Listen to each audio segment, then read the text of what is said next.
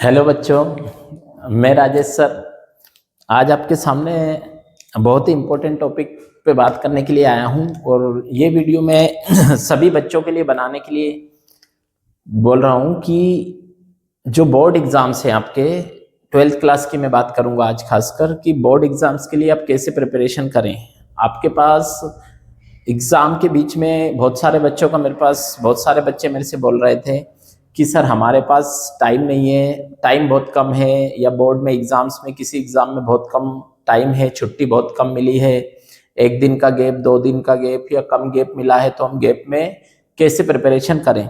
तो उसी टॉपिक पे बात करने के लिए मैं ये वीडियो बना रहा हूँ। तो इस वीडियो को अंत तक जरूर देखें, इससे आपको बहुत हेल्प मिलेगी। और इस वीडियो को देखने के बाद अगर आप प्रिपरेशन करेंगे तो मैं दावे के साथ बोल सकता हूँ 101% कि आप बोर्ड में बहुत अच्छा स्कोर कर सकते हैं। ठीक है, तो देखेंगे आप यहाँ पर आपके बोर्ड एग्जाम का टाइम टेबल लिखा है। एमपी बोर्ड वालों के जो एग्जाम्स है आप देखेंगे 7 से आपके एग्जाम से स्टार्ट है। 7 को आपका हिंदी का पेपर है, उसके बाद 10 को आपका इंग्लिश का है, देन फिजिक्स का है 13 तारीख को आपका, 18 को केमिस्ट्री है और 23 को बायो एंड 25 को आपका लास्ट एग्जाम है मैथ्स का। ठीक है, तो इसके लिए आप प्रिपरेशन कैसे कर सकते हैं तो मैं आपको बेटा बता रहा हूं कि आप सबसे पहले क्या करें कि देखेंगे आप हिंदी की अगर हम सबसे पहले बात करें तो हिंदी के एग्जाम्स की प्रिपरेशन करने के लिए आप सबसे पहले जैसे 7 को आपका एग्जाम है तो आप कम से कम 3 तारीख से 3, 4, 5, 6, 1, 2, 3, 4 दिन आपके पास है। 4 दिनों में आप हिंदी को अच्छे से प्रिपेयर कर ले। और अगर आप चाहे तो 2 से भी स्टार्ट कर सकते हैं, 2, 3, 4, 5, 6 यानी कि आपके पास 6 दिन है। तो आप अपने सब्जेक्ट को यानी हिंदी की मैं बात कर रहा हूं तो हिंदी को आप कैसे प्रिपेयर कर लें बेटा कि ये 6 दिनों में आप 5 दिन तो ये और लास्ट आपका 7 को एग्जाम है।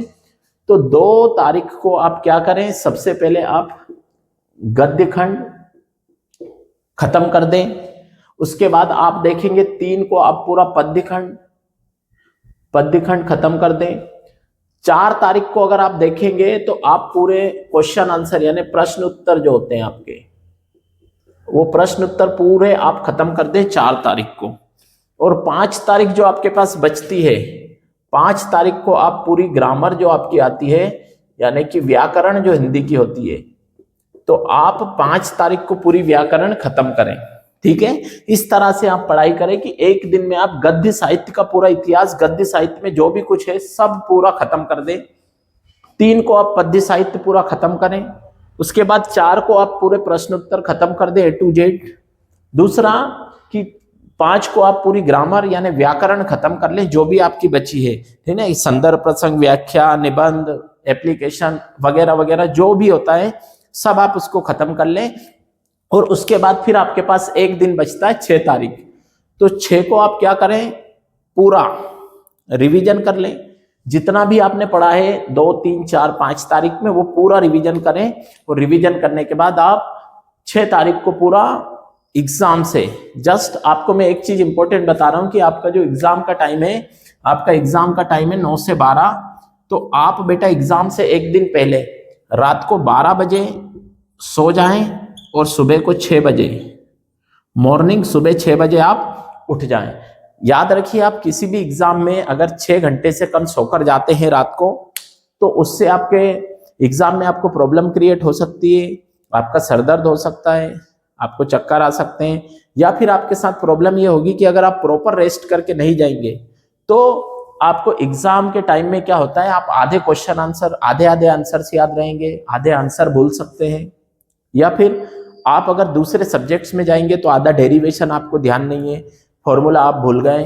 तो मैं जो बात बता रहा हूं कि कम से कम 6 घंटे एग्जाम से पहले वाली रात आप 6 घंटे सोकर ही जाएं एग्जाम देने, उससे कम सोकर नहीं जाएं। ठीक है, तो आप क्या करें 12 बजे तक रिवीजन कर लें 6 तारीख को और 12 से 6 आप सो जाएं।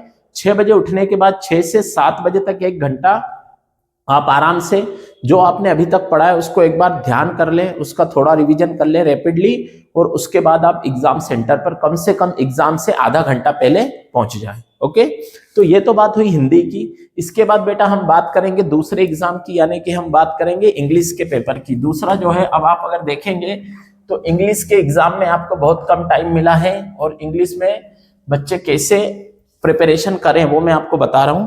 तो इंग्लिश में आपको देखिए 7 के बाद 7 को आपका हिंदी का एग्जाम हो गया, हिंदी का आपका क्या हो गया, हिंदी का एग्जाम हो गया 7 को। अब बेटा आपके पास क्या है, 7, 8 और 9 3 दिन का टाइम है, और 10 को आपका क्या है, इंग्लिश का एग्जाम है। 10 को आपका क्या है, एग्जाम है। तो आपको बेटा इंग्लिश में क्या करना पड़ेगा, आज अभी मैं अगर बात करूं तो आज 7 तारीख है, तो अभी आप ऐसा कर सकते हैं कि इंग्लिश को आप अभी 1 फरवरी से पहले 4 से 5 दिन उसको अच्छे से पढ़ के एक बार पूरा इंग्लिश कंप्लीट कर दें, और कंप्लीट करने के बाद उसका सिर्फ आप ये रखें कि एग्जाम टाइम में 3 दिनों में आप पूरा रिवीजन कंप्लीट कर लें, ठीक है। और उसमें आप क्या करेंगे बेटा कि सबसे पहले फर्स्ट दिन आपका जो 7 तारीख को आप हिंदी का एग्जाम देकर आते हैं 12 बजे, तो आप क्या करें, एग्जाम देने के बाद तुरंत आकर खाना खाएं और 12 से 3 बजे तक आप सो जाएं। 3 बजे से आप उठकर स्टार्ट करेंगे 7 तारीख को, 3 बजे से आप क्या करेंगे, पढ़ना स्टार्ट करेंगे। तो पूरा इंग्लिश क्वेश्चन आंसर आप कंप्लीट कर लें, ठीक है, पूरे क्वेश्चन आंसर कंप्लीट कर लें। उसके बाद आप क्या करेंगे बेटा, जो 8 तारीख को आपके पास है, 8 को आप पूरा ग्रामर कंप्लीट कर ले। और आपके पास क्या है, एक दिन में आप पूरा क्वेश्चन आंसर, दूसरे दिन में आप पूरा ग्रामर कंप्लीट कर लेंगे। तो आपके पास सिर्फ 9 तारीख जो बचा एक दिन, उस पूरे 9 को आप क्या करेंगे, पूरा रिवीजन। और पूरा कंप्लीट रिवीजन करने के बाद आप क्या करेंगे, फिर से वही 12 बजे सो जाएंगे, सुबह 6 बजे उठेंगे और अगले दिन नेक्स्ट इंग्लिश का एग्जाम दे देंगे। तो आप देखेंगे आपका एग्जाम बहुत अच्छा जाएगा, ठीक है।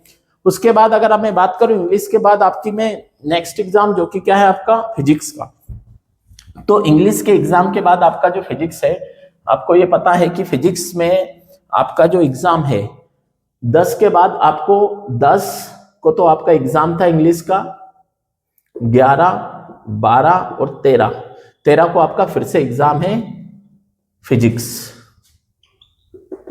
ठीक है बेटा। 10 को आपका इंग्लिश का एग्जाम है और 13 को आपका फिजिक्स का एग्जाम है। और आपको ये पता होगा कि आपके फिजिक्स में आपके जो 13 चैप्टर हैं, अब आप देखेंगे 13 चैप्टर है,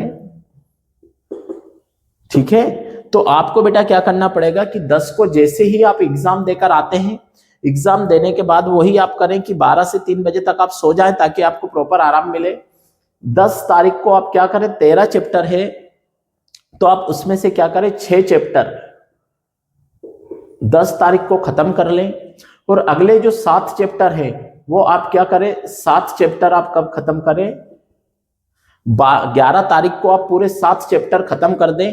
और आप ऐसे स्ट्रेटेजी बनाएं, इस तरीके से आप पढ़ाई करें कि आपका ये पूरा हो जाए टाइमली। 6 चैप्टर आपको करके ही सोना है। नेक्स्ट डे आपको क्या करना है बेटा, 7 चैप्टर करने हैं, तो 7 और 6 13 हो जाएंगे। उसके बाद 12 को आपको क्या करना है, टोटल रिवीजन करना है कंप्लीट। और रिवीजन करने के बाद आप 13 को एग्जाम देने चले जाएं और अच्छे से आपका एग्जाम बहुत अच्छे से जाएगा। एक बात याद रखें, एग्जाम से पहले आपको 6 घंटे सोकर ही जाना है। उससे पहले आप रात में कितने भी बजे तक पढ़ सकते हैं, कभी तक जग सकते हैं, उसका कोई दिक्कत नहीं है, क्योंकि आपका अगले दिन एग्जाम नहीं है। आप कभी भी पढ़ो, कोई टाइम टेबल भी फॉलो करो, कोई दिक्कत नहीं होगी। उसके बाद आपके मैं केमिस्ट्री के एग्जाम की बात करूंगा, ठीक है बेटा। तो केमिस्ट्री के एग्जाम में भी आपको अगर देखा जाए तो केमिस्ट्री का एग्जाम आपका कब है, 18 को है। और आपको ये पता होगा कि केमिस्ट्री के एग्जाम में आपका अच्छा खासा गैप है और ज्यादातर बच्चों को केमिस्ट्री से ही डर लगता है, यानी केमिस्ट्री बच्चे नहीं पढ़ पाते। तो आप उसके लिए क्या करें, आपका जैसे फिजिक्स का एग्जाम हो जाता है, 13 को आपका एग्जाम हो गया फिजिक्स, ठीक है बेटा। तो आपके पास जो दिन बचते हैं 13 से ही आप स्टार्ट करेंगे, 13, 14, 15, 16, 17 और 18 को है आपका एग्जाम। तो आपको ये पता है कि आपके पास जो चैप्टर्स हैं केमिस्ट्री में टोटल मिलाकर 10 चैप्टर्स हैं। कितने? हाँ, आपका केमिस्ट्री जो है इसमें टोटल 10 चैप्टर्स हैं और आपके पास टाइम देखो 1 2 3 4 5 डेज है। तो आप यहां पर 13 को कितने करें? 2, फिर 2, फिर 2 करें, फिर 2 करें। अब देखेंगे 2 4 और 6 8 चैप्टर हो गए। 17 को आप 17 को क्या करें? मॉर्निंग 12 बजे से पहले, 12 बजे से पहले बाकी के जो 2 चैप्टर बचते हैं वो 2 चैप्टर लास्ट के 17 को 2 चैप्टर कंप्लीट कर लें और 12 बजे के बाद 1-2 घंटे आराम करने के बाद आप क्या करेंगे बेटा? पूरा 17 को आप पूरा कंप्लीट जो रिवीजन है वो कर लें और कंप्लीट रिवीजन करने के बाद आप एग्जाम देने जाएं। दूसरी इंपॉर्टेंट चीज केमिस्ट्री में मैं आपको ये बताना चाह रहा हूं कि ज्यादातर बच्चे क्या करते हैं, केमिस्ट्री में पढ़ लेते हैं पर कहते हैं पढ़ा हुआ हम भूल जाते हैं। तो उसके लिए आपको केमिस्ट्री के एग्जाम में ये करना पड़ेगा बेटा कि आपको रात को 10 बजे आप सो जाएं और 10 से सुबह 4 बजे तक, ये पीएम था और ये आपका एएम है, तो 10 से 4 तक आप सो जाएं और उसके बाद में आप क्या करें? एग्जाम प्रिपरेशन करें। एक बार आप सुबह को 4 से लेके तो 7 बजे के बीच में आप क्या करें? पूरा पढ़कर जाएं, तभी आपका एग्जाम बहुत अच्छा जाएगा और जो आपने याद किया था उसका सबका एक बार आप रैपिड रिवीजन कर पाएंगे। ओके, तो इस तरह से आप प्रिपरेशन करके अगर जाएंगे तो आपका एग्जाम बहुत अच्छा जाएगा और आपको कोई प्रॉब्लम नहीं होगी। नेक्स्ट अगर हम बात करें इसके बाद आपका है क्या? बायो का एग्जाम। तो उसकी अगर बात करेंगे तो इसमें भी आपके पास बहुत प्रॉपर टाइम है, यानी कि आप 18 को आप देखेंगे, 18 को आपका एग्जाम हो गया केमिस्ट्री का,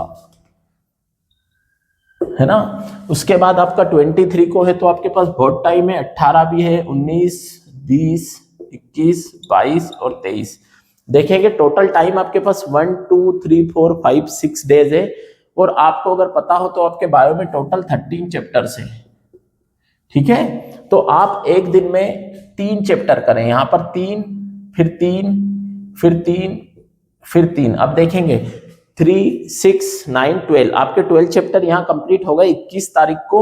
देन 22 को आप क्या करें? जो 1 चैप्टर आपका बचा है उसको कंप्लीट करें और उसके बाद आप क्या करें? रिवीजन करें पूरा कंप्लीट और इस 23 को आप अच्छे से एग्जाम दे दें बायो का, ठीक है। और इस तरह से आप अगर प्रिपरेशन करके जाएंगे तो आप पूरा एग्जाम अच्छे से दे पाएंगे, इसमें कोई प्रॉब्लम नहीं होगी, आपको ज्यादा कुछ बर्डन नहीं लगेगा, ना आपको कोई दिमाग पे लोड रहेगा। सेम अगर आप बात करें मैथ्स वाले बच्चों की तो मैथ्स का एग्जाम है 25 को। मैथ्स वाले बच्चों को और भी टाइम मिल रहा है 24 और उसके बाद 25 को आपका एग्जाम है मैथ्स का, ठीक है।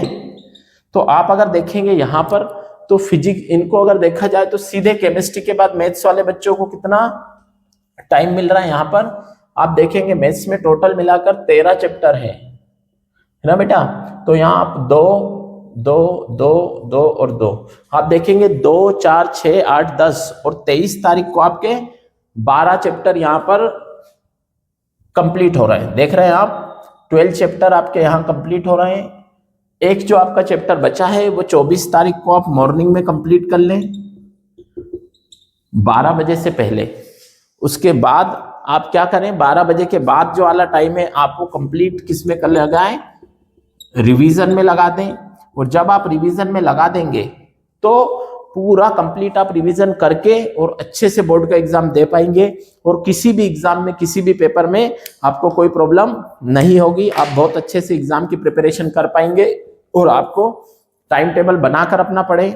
मैं बोलूंगा सभी बच्चों से कि आप रात को या तो अगर 12 बजे सो रहे हैं तो 12 से 6 बजे तक सो जाएं, 12 से 6 सिर्फ 6 घंटे सो जाएं। उसके बाद आप क्या करें? पूरा टाइम अपना पढ़ाई में लगाएं। कम से कम डेली आप पढ़ें 10 से 12 घंटे घर पे, क्योंकि अभी जनरली बच्चों के प्री बोर्ड एग्जाम्स होने के बाद बच्चे स्कूल्स नहीं जाते हैं। तो आप सुबह 6 बजे उठने के बाद 6 से 9 बजे तक लगातार 3 घंटे पढ़ें। उसके बाद 1 घंटे का रेस्ट ले लें, 9 से 10 नाश्ता वास्ता कर लें। फिर आप 10 बजे से स्टार्ट करें तो 10 से 1 बजे तक कंटिन्यू आप पढ़ाई करें। फिर 1 बजे खाना वाना खा लें। उसके बाद 1 से 2 बजे तक थोड़ा आप आराम कर लें, या 3 बजे तक आप आराम कर लें, और 3 बजे से फिर लगातार पढ़े तो 3 से 6 बजे तक आप पढ़े, फिर थोड़ा रेस्ट लें। उसके बाद 6 से लेके, तो आप चाहे तो 2-3 घंटे आराम कर सकते हैं। 6 से लेके 9 के बीच में आप खाना वाना खा लें, रेस्ट कर लें। उसके बाद 9 से 12 फिर आप पढ़ें, यानी कि 3-3 घंटे के आप उसमें पढ़ेंगे, तो 3-3 घंटे में आप बहुत सारा पढ़ सकते हैं। और टोटल मिला के दिन में आप 3-3 घंटे अगर 4 बार भी निकाल लेते हैं तो टोटल 12 घंटे आप पढ़ पा रहे हैं, और उसके हिसाब से आपकी प्रिपरेशन बहुत अच्छी हो जाएगी और आपको किसी भी एग्जाम में कोई प्रॉब्लम नहीं होगी, है ना। तो अगर आप इस तरह से स्ट्रेटेजी बनाकर पढ़ेंगे तो आप अच्छे से एग्जाम दे पाएंगे और आपके सारे एग्जाम बहुत अच्छे जाएंगे। Thank you so much.